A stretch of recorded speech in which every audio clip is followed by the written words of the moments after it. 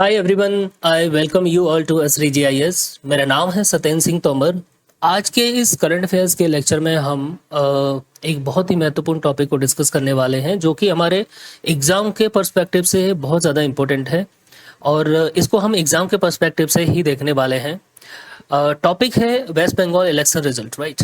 जैसा कि हम लोग जानते हैं कि आज 4 राज्य और एक केंद्र शासित प्रदेश का इलेक्शन रिजल्ट आउट हुआ है और जिसमें असम, वेस्ट बंगाल, केरला, तमिलनाडु और पौंडीचेरी 3 राज्यों में असम, वेस्ट बंगाल और पौंडीचेरी में बीजेपी सरकार को, बीजेपी पार्टी को लैंडस्लाइड विक्ट्री मिली है। तो यहाँ पर हम जो टॉपिक डिस्कस करने वाले हैं वो है वेस्ट बंगाल इलेक्शन रिजल्ट के बारे में, राइट। बाकी असम वगैरह के बारे में हम लोग अभी यहाँ पे बात नहीं करेंगे। और इस वेस्ट बंगाल इलेक्शन रिजल्ट ये क्यों इम्पोर्टेंट है हमारे लिए, ये हम लोग इसमें देखेंगे। ये नेशनल सिक्योरिटी के पर्सपेक्टिव से हम इसमें देखेंगे। दूसरा है बांग्लादेश इस रिजल्ट को लेकर क्यों चिंतित था, उसकी क्या चिंताएं थी, वो इतना चिंतित क्यों था, वो भी हम लोग देखेंगे। और ये जो वेस्ट बंगाल की इलेक्शन, जो वेस्ट बंगाल का रिजल्ट आया है, जो इलेक्शन रिजल्ट आया है, बीजेपी के लिए लैंडस्लाइड विक्ट्री क्यों कहा जा रहा है। कुछ एनालिटिक्स इसको हिंदुत्व का उदय भी मान रहे हैं, या कुछ लोग बोल रहे हैं कि बंगाल का जनादेश राष्ट्रवादी हिंदुत्व की घर वापसी, इस तरह के शब्द भी बहुत सारे एनालिटिक्स बेसिकली इसको लेकर चल रहे हैं, राइट। तो हमारे लिए हम इस टॉपिक को एग्जाम के पर्सपेक्टिव से देखने वाले हैं कि इसका हमारी जो इंटरनल सिक्योरिटी है उस पर क्या इम्पैक्ट पड़ने वाला है। दूसरा है हमारे जो पॉलिटिक्स है या गवर्नेंस है उस पर क्या इम्पैक्ट पड़ने वाला है। तो इसको हम लोग दूसरे डायमेंशन से यहाँ पर डिस्कस करेंगे। और यहाँ पे देखिए 5 डायमेंशन है बेसिकली, जिनके आधार पर हम लोग इस टॉपिक को देखने वाले हैं, राइट। सबसे पहला है नेशनल सिक्योरिटी, दूसरा है पॉलिटिकल एंड गवर्नेंस, थर्ड आप यहाँ पर देखें economic and development, strategic and geopolitical and social and cultural. ये मेन हमारे 5 जो है इस टॉपिक के आधार हैं, जिनके आधार पर हम लोग इसको देखने वाले हैं। एक छठवां यहाँ पे जो एस्पेक्ट है वो है बांग्लादेश का। बांग्लादेश इसको लेकर चिंतित क्यों है। कुछ समय पहले आप लोगों ने देखा होगा कि बांग्लादेश के एमपी हैं, उन्होंने अपने जो उनका पार्लियामेंट है वहाँ पे इस बात को बेसिकली उजागर किया कि रिफ्यूजी क्राइसिस आने वाला है। अगर बीजेपी बांग्लादेश में इलेक्शन जीतती है तो रिफ्यूजी क्राइसिस बहुत बड़ा बांग्लादेश में आने वाला है। जैसा कि हम लोग जानते हैं कि बहुत सारे इलीगल इमिग्रेंट्स बांग्लादेशी जो है वो बंगाल में रह रहे हैं। बंगाल से असम में, जो नॉर्थ ईस्ट की हमारी स्टेट है उनमें विशेषकर बंगाल और असम, इन से जो इलीगल इमिग्रेंट्स हैं उनसे प्रभावित हुआ है बहुत ज़्यादा, राइट। तो जैसे ही यहाँ पर बीजेपी की सरकार आती है तो वहाँ पर जो इलीगल इमिग्रेंट्स हैं उनके मन में बहुत ज़्यादा डर और भय का जो है माहौल है। और ऑब्वियसली बात है, होना भी चाहिए क्योंकि हमारी नेशनल सिक्योरिटी का इशू है ना। तो ये जो भी इलीगल इमिग्रेंट्स हैं वहाँ से अब देखेंगे आप, रिफ्यूजी क्राइसिस बहुत तेज़ बांग्लादेश में आने वाला है। और बांग्लादेश में अभी कंडीशन बहुत ज़्यादा अच्छी तो नहीं है, जैसे पॉलिटिकल इंस्टेबिलिटी है ना, और इंडिया के साथ जो संबंध है बांग्लादेश के भी बहुत ज़्यादा अच्छे नहीं है। तो चलिए हम लोग सबसे पहले जो हमारा मेन पॉइंट है वहाँ से हम स्टार्ट करते हैं। जो पहला पॉइंट हमारा है नेशनल सिक्योरिटी पर्सपेक्टिव से हम लोग इस टॉपिक को देखते हैं, राइट। सबसे पहले है border management and internal security. West Bengal shares a long border with Bangladesh. जैसा कि हम लोग जानते हैं कि वेस्ट बंगाल, असम है, ये राज्य क्या करते हैं, बांग्लादेश के साथ में बॉर्डर शेयर करते हैं और बड़ा बॉर्डर है वेस्ट बंगाल का। अब बॉर्डर मैनेजमेंट और इंटरनल सिक्योरिटी के लिए एक बहुत बड़ा चैलेंज यहाँ पर ये है कि यहाँ पे पूरे बॉर्डर की फेंसिंग नहीं हुई है ना। और बीजेपी सरकार जो है, जो अभी केंद्र में है, उनका खासकर हमारे जो माननीय गृह मंत्री जी हैं अमित शाह जी, उनका हमेशा से इस चीज़ पर एम्फसाइज रहा है हिस्टोरिकली कि यहाँ पे बॉर्डर फेंसिंग जो है हमें स्ट्रॉन्ग करना है और जो इलीगल इमिग्रेशन है उनको क्रैक डाउन करना है। ये बीजेपी का पहले से और मैनिफेस्टो में उनके था कि भाई हमको ये इलीगल इमिग्रेशन जो है इसको शॉर्ट आउट करना है जल्दी से जल्दी, क्योंकि नेशनल सिक्योरिटी का इशू है। दूसरा है कि जल्दी से जल्दी बॉर्डर फेंसिंग भी करना है इसको, है ना। अब देखिए बॉर्डर फेंसिंग में एक सबसे बड़ा चैलेंज जो आ रहा था वो ये था कि ममता बनर्जी जो मुख्यमंत्री थी वेस्ट बंगाल की, हालांकि अभी भी है वो जब तक रिजाइन नहीं करती हैं, तो वो लैंड बेसिकली केंद्र सरकार को देने में उन्हें बहुत सारा डिले हो रहा था। और इसको लेकर कलकत्ता हाई कोर्ट ने उनको फटकार भी लगाई कि इतना डिले कैसे हो सकता है, एक नेशनल सिक्योरिटी का इशू है और आप उसको लेके इतना नॉन सीरियस कैसे हो सकते हैं, ठीक है ना। तो बॉर्डर फेंसिंग चूंकि पूरी नहीं हो पा रही, इसकी वजह से क्या हो रहा था, इलीगल इमिग्रेशन हो रहा था। यहाँ पर आप देखेंगे तो बहुत सारे इलीगल इमिग्रेंट्स के रूप में बहुत सारा इलिसिट ट्रैफिकिंग वगैरह ऐसे बहुत सारे इश्यूज जो कि बॉर्डर एरिया में, जो कि भारत के लिए अच्छा नहीं है। और दूसरा, बांग्लादेश के साथ में अभी हमारे रिलेशंस बहुत अच्छे नहीं है, तो ये हमारे नेशनल सिक्योरिटी के लिए एक बहुत बड़ा थ्रेट भी बनता है। अब इसका पॉसिबल आउटकम क्या होने वाला है इसकी इलेक्शन के बिनिंग से, बीजेपी अगर सरकार बनाती है, अगर क्या सरकार बनेगी ही बीजेपी की, तो इससे क्या होने वाला है, better surveillance and border control होगा, जल्दी से जल्दी फेंसिंग होगी और हम बॉर्डर को बेहतर तरीके से सर्विलेंस कर पाएंगे। तो जो इलीगल इमिग्रेंट का इशू है वो शॉर्ट आउट होगा, इलिसिट ट्रैफिकिंग का इशू है बहुत ज़्यादा, वो है ये बहुत सारी और भी जो चैलेंजेस इंटरनल सिक्योरिटी को, वो यहाँ से हम कंट्रोल कर पाएंगे। रिड्यूस इन्फिल्ट्रेशन है, सिक्योरिटी एजेंसीज का जो क्लेम है कि यहाँ पे इन्फिल्ट्रेशन बहुत ज़्यादा होता है ना, बांग्लादेश से। और दूसरा है risk of social tension due to aggressive policies, right. तो एक ये रिस्क बनता है कि सोशल टेंशन हो सकता है, एग्रेसिव पॉलिसीज रहेंगी बीजेपी की, तो इसकी वजह से एक सोशल टेंशन हो सकता है। बट ओवरऑल अगर हम देखें कि नेशनल सिक्योरिटी के पर्सपेक्टिव से, तो अब क्या कर सकता है कि सेंट्रल गवर्नमेंट और स्टेट गवर्नमेंट में दोनों ही में एक ही पार्टी की सरकार होगी, तो बेटर कोऑर्डिनेशन होगा, सर्विलेंस बहुत अच्छा हो सकता है ना, बॉर्डर कंट्रोल अच्छे से कर सकते हैं हम लोग, बॉर्डर फेंसिंग बहुत अच्छे से कर सकते हैं। तो ये एक पहला इशू है। दूसरा है illegal migration, NRC and CAA debate, ये भी अपने आप में एक बहुत बड़ा इशू है। असम के जो चीफ मिनिस्टर हैं उन्होंने बोला भी कि भाई अब यहाँ पे एनआरसी होना चाहिए, बांग्लादेश में भी हम एनआरसी करवाएंगे। और हमारे गृह मंत्री जी इसको लेकर बहुत ज़्यादा संजीदा हैं कि भाई एनआरसी या CA, जैसे अभी चूंकि यहाँ पर जैसे CA ममता बनर्जी ने बहुत ज़्यादा ऑब्जेक्ट किया कि हम CA को लागू ही नहीं करेंगे, है ना। सिटीजनशिप अमेंडमेंट जो एक्ट है जो केंद्र सरकार ने 2019 में पास किया, तो उसको बांग्लादेश की जो सरकार, बंगाल की जो सरकार है, बेसिकली राज्य सरकार है, उन्होंने इसको लेकर बहुत ज़्यादा ऑब्जेक्शन उठाया था और उन्होंने अपने राज्य में इसको लागू नहीं होने दिया। ये बहुत सारा टेंशन और ये फ्रिक्शन दिखाई दिया केंद्र सरकार और राज्य सरकार के बीच में, दोनों के बीच में, जो कि नहीं होना चाहिए। एक फेडरल चैलेंज बन जाता है हमारे देश के लिए। तो बीजेपी अभी क्या कर सकती है, बीजेपी में पुश पॉलिसीज लाइक सिटीजन, अब यहाँ पर बीजेपी क्या कर सकती है, सिटीजनशिप अमेंडमेंट एक्ट को लागू कर सकती है। दूसरा है कि NRC, national register of citizen, इसको हम देखेंगे एग्जैक्टली ये क्या है। NRC असम में लागू हुआ है, अब यहाँ पर ये पुश कर सकते हैं नेशनल रजिस्टर ऑफ सिटीजन्स। तो इसका इम्पैक्ट क्या होने वाला है, could address security concern of illegal migrations and could trigger protest, identity politics and instability. ये भी पॉसिबल आउटकम है, कुछ लोगों का ऐसा मानना है कि इससे प्रोटेस्ट हो सकते हैं, आइडेंटिटी पॉलिटिक्स खेली जा सकती है और इंस्टेबिलिटी पैदा हो सकती है वेस्ट बंगाल में। तो ये अभी देखना होगा कि केंद्र सरकार इस तरह के चैलेंजेस को कैसे टैकल करती है, राइट। बट डेफिनेटली बहुत सारे चैलेंजेस, बहुत सारी चेंजेस आने वाले हैं पॉलिसीज के आधार पर। अगर हम देखेंगे ना तो बहुत सारे पॉलिसीज चेंजेस आने वाले हैं अभी जैसे ही सरकार आएगी।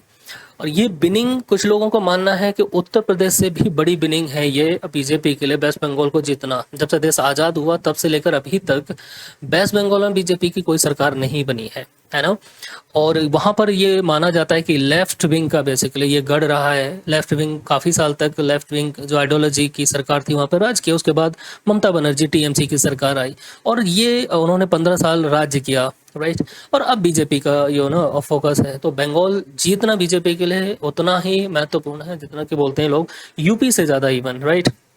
कुछ लोगों को तो ऐसा बोलना है कि ये हिंदुत्व का नेक्स्ट गुजरात होने वाला है वेस्ट बंगाल का जो इलेक्शन है। जो कमेंटेटर्स हैं उनका ऐसा बोलना है, बट हम उस सब अभी नहीं जाते हैं। हमारे एग्जाम के लिए क्या इंपॉर्टेंट है यहाँ पर देखना है, NRC CA ये क्या है। इलीगल इमिग्रेशन का तो चैलेंज है, ऑब्वियस ही बात है। बंगाल से होकर बहुत सारे इलीगल है ना माइग्रेंट्स हैं जो कि बांग्लादेश से वेस्ट बंगाल के थ्रू भारत में एंटर करते हैं, है ना। ये अपने में बहुत बड़ा सिक्योरिटी चैलेंज है भारत के लिए। तो इसे सॉर्ट आउट होने की संभावनाएं बहुत ज़्यादा हैं, राइट। अब चूंकि केंद्र सरकार के हाथ में सारा का सारा सिस्टम रहने वाला है। और नेक्स्ट हमारा जो वो है इसमें है radicalisation and law and order. BJP often frames security in terms of counter terrorism, countering extremism strong policy. तो बीजेपी हमेशा से इस चीज़ को लेकर चलती है कि जो एक्सट्रीमिज्म है ना, वेस्ट बंगाल में, वो देश के लिए अच्छा नहीं है, देश के लिए खतरा पैदा करता है। तो इसको काउंटर करना बहुत ज़रूरी है, इसको रोकना बहुत ज़रूरी है। जो एक्सट्रीमिज्म बढ़ता चला जा रहा है इसको, है ना, और इसके लिए स्ट्रांग पॉलिसी की वकालत की है हमेशा ही बीजेपी ने। इसका पॉसिबल आउटकम्स क्या होगा? सेंट्रल एजेंसी में गेट स्ट्रॉन्गर रोल। अब यहाँ पर देखिए, जो सेंट्रल एजेंसी है उनको बहुत ज़्यादा स्ट्रांग रोल मिलने वाला है। पहली बार ऐसा हुआ है किसी राज्य के इलेक्शन में एनआईए का भी रोल दिखाई देता है, एनआईए की तैनाती दिखाई देती है, वो है वेस्ट बंगाल। तो आप समझ सकते हैं वेस्ट बंगाल का चूंकि इतिहास रहा है कि आफ्टर इलेक्शन वहाँ पे जो वायलेंस होता है, इसका इतिहास रहा है। आप पिछले जितने भी इलेक्शंस हुए उसमें देखा है, चाहे वो लोकसभा का इलेक्शन हो, चाहे वो राज्य सरकार के जो इलेक्शंस हैं, है ना, स्टेट इलेक्शंस हैं, उसके इलेक्शन के बाद जो वायलेंस हुआ है वो बहुत ज़्यादा राज्य में देखने को मिलता है, वेस्ट बंगाल में। दूसरा यहाँ पे आउटकम ये भी हो सकता है कि पॉलिटिकल पोलराइजेशन कुड इंक्रीज। अब ऑब्वियस सी बात है कि यहाँ पे एक खतरा तो बनता है पॉलिटिकल पोलराइजेशन का, है ना। बहुत सारे लोग अब क्या करेंगे कि यहाँ पे पोलराइजेशन करेंगे ज़रूर। तो aggressive border policing promises security but risk social friction यहाँ पे देखने को मिल सकता है। तो सबसे पहला स्टेज 1 डायरेक्टिव देखते हैं, emphasise strong of border fencing and strict crackdown of illegal immigration along the long porous border with Bangladesh. हमारे जो गृह मंत्री हैं अमित शाह जी, उन्होंने हमेशा ही इस चीज़ को लेके कि जो इलीगल इमिग्रेशन हो रहा है उसको क्रैकडाउन को लेकर बात की, हमेशा ही इस मुद्दे को उठाया। क्योंकि बॉर्डर बहुत पोरश है अभी यहाँ पे बांग्लादेश के साथ में, तो वहाँ से ये इलीगल इमिग्रेशन दिखाई देता है, फ्रिक्शन दिखाई देता है जो हमारी बॉर्डर सिक्योरिटी फोर्सेस हैं उनके साथ में, है ना। बॉर्डर फेंसिंग की यहाँ पर उन्होंने वकालत की, और बॉर्डर फेंसिंग होना भी चाहिए, देश की सिक्योरिटी सबसे पहले है, राइट। ऑपरेशनल शिफ्ट दिखाई दे यहाँ पे। अब क्या होगा? Empower central agencies to enhance surveillance and border control mechanism. अब यहाँ पर सेंट्रल एजेंसीज को बेसिकली बहुत ज़्यादा अपर हैंड मिल जाएगा। रिसेंटली आपने देखा होगा कि ईडी पर केस कर दिया गया, ईडी के सर्च करने जाती बंगाल में, तो वहाँ पे उनके जो अधिकारी हैं उनको एक तरीके से अरेस्ट कर लिया जाता है, या उनको बंधक बना के रखा जाता है, एसआईआर चलता है, तो वहाँ पे बहुत सारा डिस्टर्बेंस दिखाई देता है ना। तो ये सब चीज़ें अभी क्या होने वाली हैं, इस इलेक्शन के रिजल्ट के बाद बहुत कम होने वाले हैं, है ना। यहाँ पर सेंट्रल गवर्नमेंट का बहुत ज़्यादा इंटरफेरेंस बढ़ जाएगा, क्योंकि अब बीजेपी की सरकार बनेगी। तो ये स्ट्रेटेजिक अपसाइड देखें, security agencies claim measurable reduction in inflation and improved internal security. Inherent risk क्या है? Aggressive policing trigger acute social tension and friction among border adjustment. जो कम्युनिटीज़ हैं, जो बॉर्डर पर रहने वाली कम्युनिटीज़ में, है ना, उनमें अगर ऐसा हो सकता है कि यहाँ पर टेंशन और फ्रिक्शन दिखाई दे, सोशल टेंशन और फ्रिक्शन दिखाई दे, अगर एग्रेसिव पॉलिसीज़ को यहाँ पर अगर लेकर आते हैं, तो ये एक इशू है यहाँ पर। वो देखते हैं कि सेंट्रल गवर्नमेंट टैकल कैसे करती है इन सब चीज़ों को। अब यहाँ पर नेशनल सिक्योरिटी पर्सपेक्टिव से देखें हम, तो द लेजिस्लेटिव फ्लैश पॉइंट ये है कि migration, identity and internal stability, ये सबसे बड़ा इशू है यहाँ पर। स्टेट सिक्योरिटी मैंडेट जैसे post for implementation of citizenship amendment act and the national register of citizen. अब ये दिखाई देगा, यहाँ पर पॉलिसी शिफ्ट दिखाई देगा कि अब सेंट्रल गवर्नमेंट क्या करेगी, सीए को बहुत जल्दी से जल्दी लागू करेगी, और एनआरसी को भी लागू करने की शायद कोशिश करे। ये है focus on countering extremism through strong policing and enhanced role of central intelligence security forces. तो सेंट्रल इंटेलिजेंस या सिक्योरिटी फोर्सेस के माध्यम से यहाँ पर क्या करेगी सेंट्रल गवर्नमेंट, अभी जो एक्सट्रीमिज्म है, बढ़ता हुआ जो एक्सट्रीमिज्म है, उसको काउंटर करने की कोशिश करेगी स्ट्रॉन्ग पॉलिसीज के माध्यम से। अब गोल क्या है? Systematically address the security concern generated by illegal immigration, right. जो इलीगल इमिग्रेशन ने जो सिक्योरिटी कंसर्न के जो चैलेंजेस हैं बेसिकली पैदा हुए हैं, उनको सिस्टमेटिकली एड्रेस किया जाएगा, ये गोल है यहाँ पर। अब यहाँ पर एक पॉसिबल ये आउटकम, ये आइडेंटिटी पॉलिटिक्स एंड इंस्टेबिलिटी भी दिखाई दे सकती है, जैसे deepening communal polarisation and highly contested identity politics. ये तो हर जगह ही दिखाई देता है, क्योंकि भारत में आइडेंटिटी पॉलिटिक्स है, कम्युनल पोलराइजेशन, ये ज़्यादातर दिखाई ही देता है। तो उसको हम टैकल करने में सक्षम हैं, और होप्सो कि सब बेहतर ही रहने वाला है, राइट।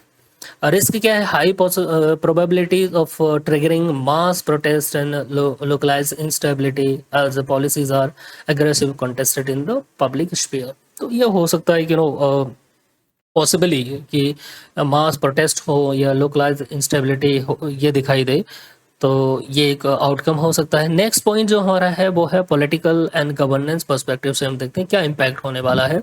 तो replacing federal friction with streamlined central state alignment. देखिए, एक सबसे बड़ा जो कोर इशू रहा है सेंट्रल गवर्नमेंट और स्टेट गवर्नमेंट के बाद बीच में, वेस्ट बंगाल जो गवर्नमेंट है ममता बनर्जी और सेंट्रल गवर्नमेंट के बीच में, एक सबसे बड़ा एक फ्लैश पॉइंट रहा है यहाँ पर कि फेडरल फ्रिक्शन दिखाई देता है कई स्कीम्स को लेकर। सेंट्रल स्कीम्स को लेकर स्टेट गवर्नमेंट राजी नहीं थी, एग्री नहीं थी उनको वहाँ पे लागू करना। जैसे सीएए है, ये एक्ट है सेंट्रल गवर्नमेंट का, जबकि मैंडेट होता है राज्यों को लागू करना, बट वो एग्री नहीं थी कि इसको लागू किया जाए। उसके पीछे उनका पॉलिटिकल मोटिव था, राइट। तो एक है कि भाई नेशनल इंटरेस्ट और एक है पॉलिटिकल मोटिव, दोनों के बीच में अगर फ्रिक्शन होगा तो ऑब्वियस सी बात है चैलेंज। तो इससे क्या है, अल्टीमेटली हमारा जो फेडरल यू नो अगर हमारा जो संघवाद है, बेसिकली फेडरल स्ट्रक्चर है, इसमें चैलेंजेस आते हैं। अब इससे क्या होगा, यहाँ पे अगर सेंट्रल गवर्नमेंट, यहाँ पे अगर बीजेपी की सरकार बनती है तो क्या होगा, फेडरल फ्रैक्शन कम दिखाई देगा और स्ट्रीमलाइन सेंटर स्टेट अलाइनमेंट दिखाई देगा। क्योंकि एक ही पार्टी की सरकार होगी तो फ्रैक्शन होगा ही नहीं, है ना। यहाँ पर तो characterised by high fraction between state directives and central government policies जो रहते हैं, डिलेड और contest roll out of national, है ना, इनिशिएटिव्स। जो नेशनल इनिशिएटिव्स हैं उनको या तो डिले किया जाता है या फिर उनको लागू ही नहीं किया जाता है राज्य सरकार के द्वारा, ठीक है, पॉलिटिकल उसकी वजह से। अब यहाँ पर seamless coordination between the central government and the state government दिखाई देगा। यहाँ पर दोनों के बीच में सीमलेस कोऑर्डिनेशन दिखाई देगा। Faster unhindered implementation of central welfare infrastructure scheme. जो सेंट्रल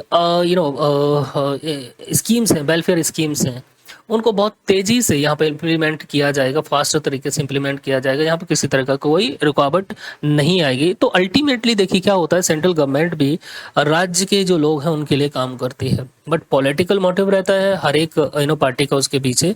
लेकिन अल्टीमेटली अगर राज्य का विकास होगा तो देश का विकास होगा, लोगों का विकास होगा, लोगों का वेलफेयर होगा, तो अल्टीमेटली देश का विकास होता है। बट वो फ्रिक्शन की वजह से क्या होता है कि वहाँ पर विकास नहीं हो पाता और राज्य पिछड़ते चले जाते हैं। तो अभी एक सबसे बड़ा चैलेंज ये भी है स्टेट में कि वहाँ पर ज़्यादातर इंडस्ट्रीज नहीं है। और एक टाटा ने बहुत पहले वहाँ पे इंडस्ट्री इस्टेब्लिश करने की कोशिश भी की, बट वो पॉलिटिकल एक इशू बन गया और उसकी वजह से वो पूरा का पूरा प्रोजेक्ट डिलेड हो गया, डिरेल्ड हो गया बेसिकली, और वो नहीं हो पाया। इससे क्या हुआ, अल्टीमेटली राज्य के लोगों को रोजगार नहीं मिलता है और डेवलपमेंट नहीं होता है। तो elimination of political bottleneck in federal resource allocation. तो यहाँ पर ये भी दिखाई देगा कि पॉलिटिकल जो बोटलनेक्स हैं फेडरल रिसोर्स एलोकेशन में, उनका एलिमिनेशन बहुत ईजी हो पाएगा, उनको हटाया जा सकता है। अब बात करते हैं यहाँ पर सेंटर स्टेट रिलेशंस की। Currently West Bengal ruled by the Mamata Banerjee, obvious सी बात है। आफ्टर बिनिंग अब क्या होगा, better coordination with the central government, fast implementation of central schemes and reduce the federal friction. Obviously बात है, ये इशू बहुत बड़े चैलेंजेस थे, क्योंकि सेंट्रल गवर्नमेंट कुछ अपनी स्कीम्स को लागू करना चाहती थी वहाँ पर, बट स्टेट गवर्नमेंट उसको एग्री नहीं कर रहे थे। स्टेट कोई ऐसा नेशनल सिक्योरिटी का इशू था, राइट, वहाँ पर सेंट्रल गवर्नमेंट की एजेंसी जाके उसको उसके अगेंस्ट एक्शन लेना चाहती है, मतलब स्टेट गवर्नमेंट उसको ऑब्जेक्ट करती है हमेशा ही। ये सब चीज़ें देखने को मिली हैं। अल्टीमेटली इससे क्या होता है कि हमारा जो फेडरल स्ट्रक्चर है वो कमज़ोर पड़ता है ना। तो ये देश की यूनिटी इंटेग्रिटी के लिए अच्छा नहीं है ना, सॉवरेनिटी के लिए अच्छा नहीं है एक तरीके से अगर देखें तो। और कई बार ऐसी स्थिति बनी है वेस्ट बंगाल में कि राष्ट्रपति शासन लगाया जाए, बट वो एक बेस्ट ऑप्शन नहीं होता है कहीं से भी, और केंद्र सरकार ने ऐसा किया भी नहीं। उन्होंने दूसरे तरीके से चीज़ों को टैकल किया। दस बिगेस्ट मूव रहा है, मैं समझता हूँ कि ये बहुत सोची समझी रणनीति के तहत ऐसा किया गया है, और ये एक अच्छा भी है देश के लिए, राइट। यहाँ पे नेक्स्ट पॉइंट हमारा पॉलिटिकल स्टेबिलिटी वर्सेस पोलराइजेशन। अब बीजेपी एंट्री कोड क्या कर सकते हैं, यहाँ बीजेपी की एंट्री होती है break long dominance of regional parties. अब चूंकि रीजनल पार्टीज का जो डोमिनेंस बना हुआ था आज़ादी से लेकर अभी तक, बीजेपी ने उसको ब्रेक कर दिया। अब इंटीग्रेशन दिखाई देगा, नेशनल और स्टेट का इंटीग्रेशन दिखाई देगा वहाँ पर। तो जो डोमिनेंस था रीजनल पार्टीज का वो टूट गया है। इंक्रीज बायपोलर पॉलिटिक्स, यहाँ पे जो है बायपोलर पॉलिटिक्स का वर्चस्व दिखाई देगा। बट इसके एक खतरा भी है। High political clashes violence already seen historically, जैसा कि हमने देखा है पिछले कि पॉलिटिकल क्लैशेस दिखाई देंगे यहाँ पे, वायलेंस दिखाई देगा। बट मुझे ऐसा लगता नहीं है कि अब ये सारी चांसेस होने वाले हैं कि अब कोई इस तरह का वायलेंस दिखाई देगा। उसका कारण ये है कि सेंटर में भी केंद्र में भी बीजेपी की सरकार है और स्टेट में भी बीजेपी की सरकार होगी।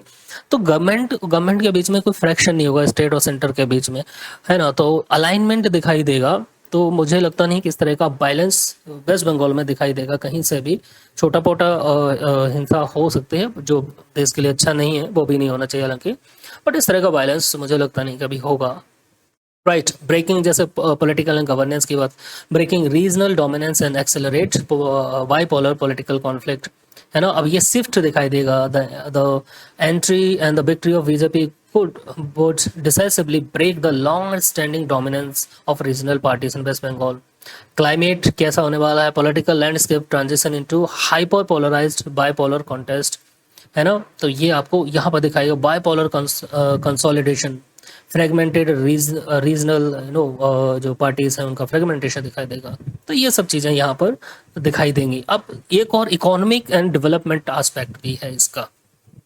चूंकि आप केंद्र सरकार की जो योजना है, वेलफेयर स्कीम्स हैं, राज्य सरकार जनरली क्या कर रही थी, अभी तक ऑब्जेक्ट कर रही थी और उनको लागू नहीं कर रही थी। तो इससे हो रहा है क्या कि जो स्टेट का ओवरऑल डेवलपमेंट है वो कहीं ना कहीं हैम्पर होता है, रुकावट आती है उसमें। अगर सेंट्रल गवर्नमेंट की स्कीम्स ही लागू नहीं होंगी, सपोज दैट कि बच्चों के लिए कोई स्कीम है, मिड डे मील स्कीम है, और वो इम्प्लीमेंट ही नहीं होने देना है, या फिर कोई हेल्थ से रिलेटेड कोई स्कीम है सेंट्रल गवर्नमेंट की, जब तक वो स्टेट के लोगों को नहीं मिलेगी तो कैसे वो उसका लाभ उठा पाएंगे।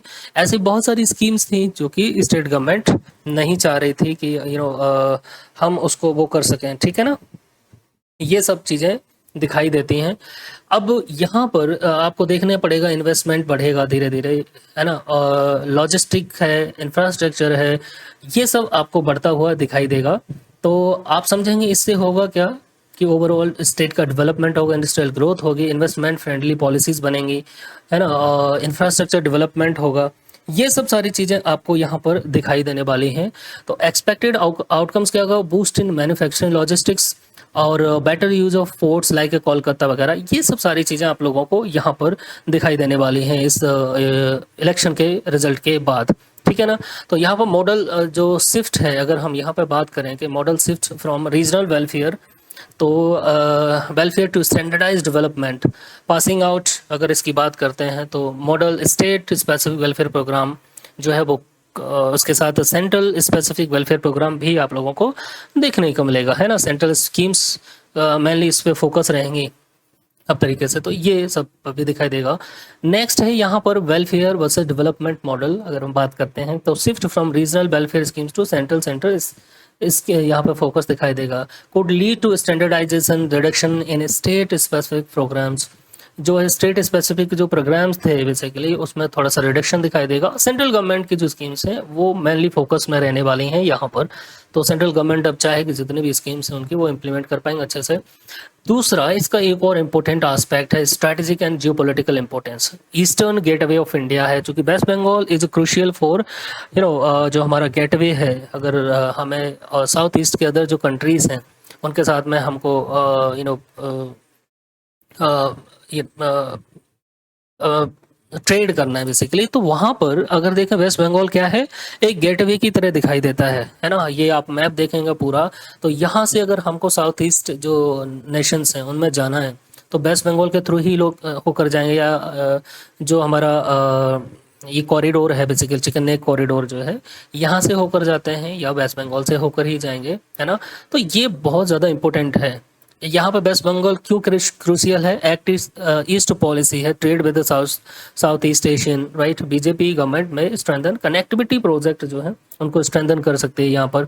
Improve regional trade corridors, Siliguri corridor very sensitive area connecting north east India, one of the most important issue है ये, इसको अभी हम लोग देखते हैं। इससे पहले देखिए यहाँ पे देखते हैं activating the eastern gateway to south east Asia, right? The catalyst, a politically aligned West Bengal becomes the primary engine for central government's east policy, right.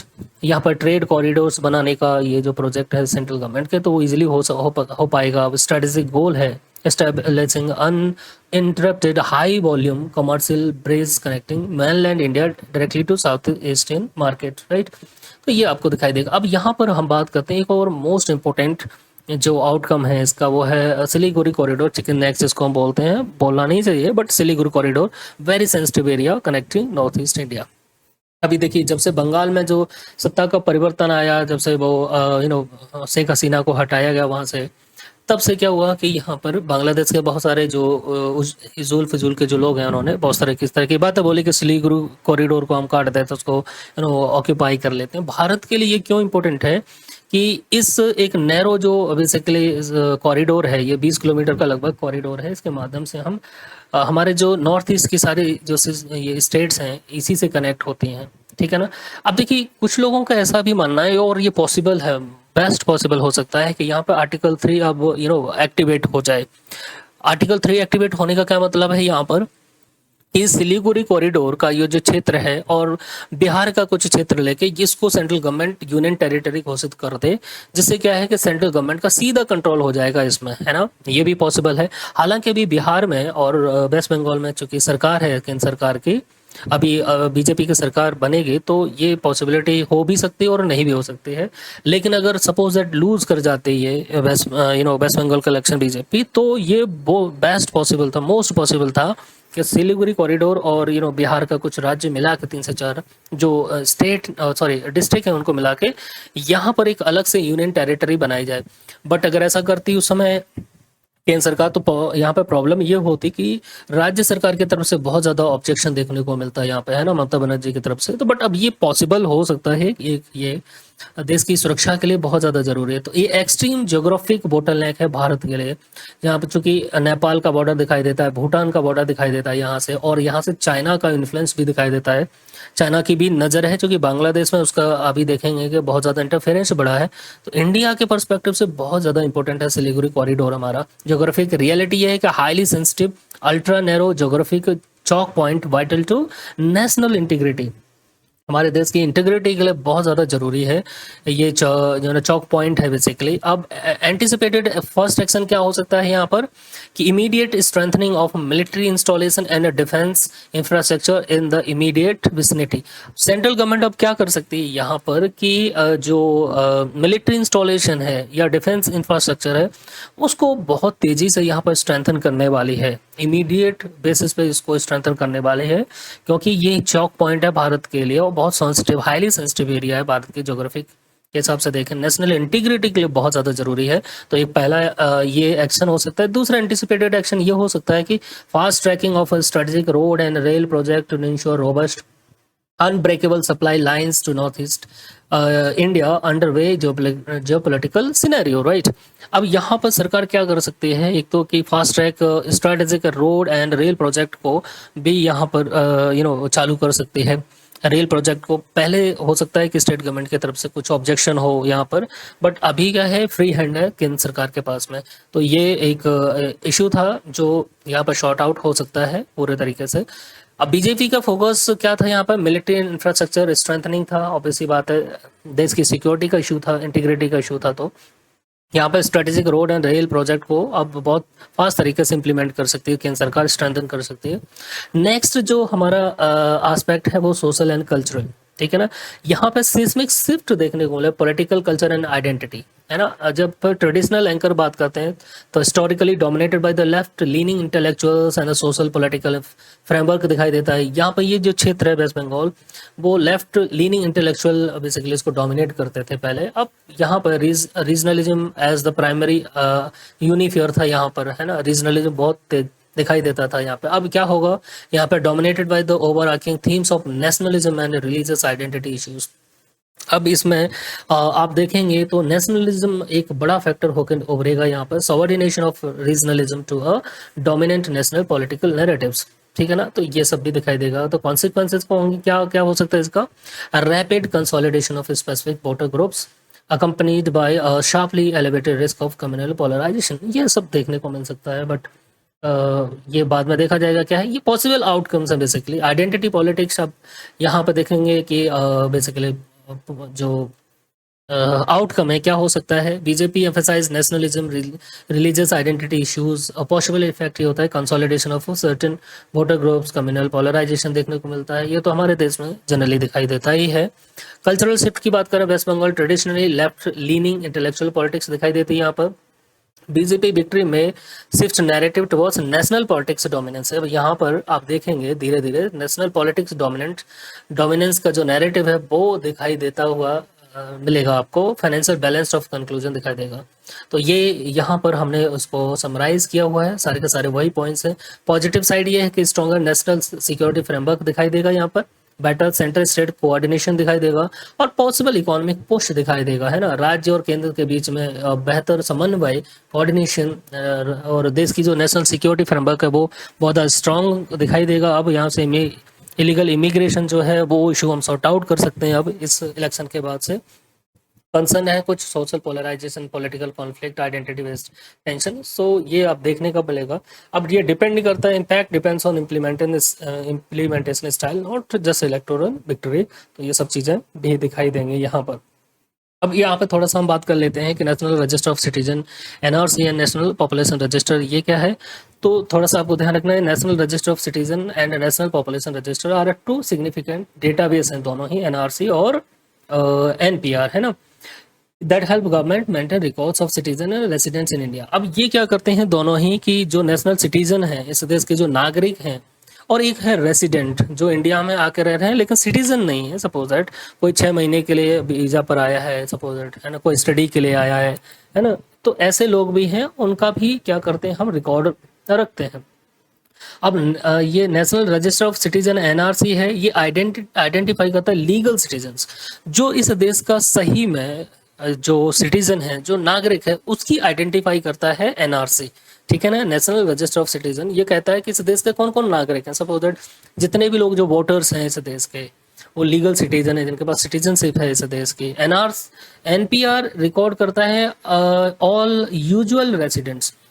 ये एनपीआर जो है, जो यूजुअल रेसिडेंट्स हैं, जो इस देश के सिटीजन भी नहीं हैं, वो भी इसके अंतर्गत काउंट होते हैं। तो ये रिकॉर्ड करता है एनआरपी जो अनयूजुअल, जो यूजुअल रेसिडेंट है ना। इसमें दोनों ही आता है, citizen and non citizen, right. जैसे बांग्लादेशी सिटीजन है, कोई पाकिस्तानी है, या नेपाल का कोई सिटीजन है, तो एनआरपी में ये जो यूजुअल रेसिडेंट्स हैं वो इसमें काउंट होते हैं सिटीजन्स के साथ में। तो आपको ये ध्यान रखना है।